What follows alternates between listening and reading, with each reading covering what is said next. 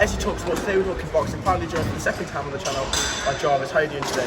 Doing good, how are you doing? Not too bad. I'm not sure if you remember, last time we spoke was in Dublin after your loss to Gabe. Since then, how have you improved? I've definitely taken this fight a lot more serious. In my camp, staying a lot more disciplined and focused. In the last fight, I learned from my mistakes and I'm still learning. But I've taken that into account and made sure that going into this fight, I've got no excuses.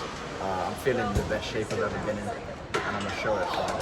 So what we're going to see differently? Is it going to be the same style but improved? Have you completely changed it up? Or? I mean, same style, even sharper.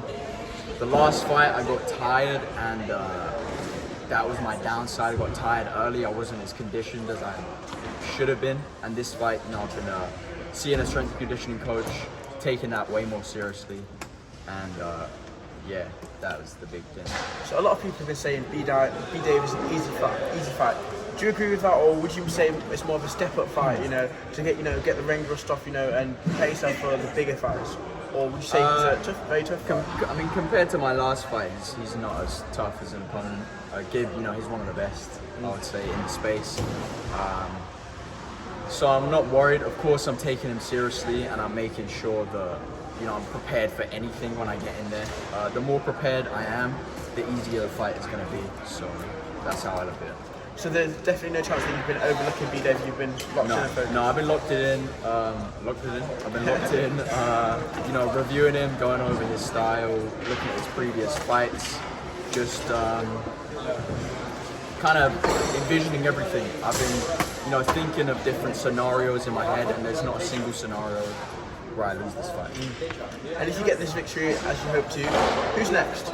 Possibly rematch against Gabe? Any other names? Yeah, so that would be a great rematch. I think I would want to get like 1 or 2 more fights in before that. But I guess I would defend the belt at 155. Potential names are like Nicola Mayo, Alex Wasabi. They were both down to fight at 155, so maybe those names. And then the end goal next year would be that slim fight at 165 to get that belt as well.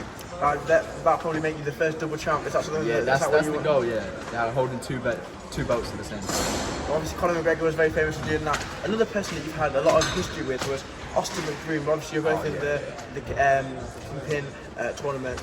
Yeah. Is that fight ever possibly going to happen? I hope so.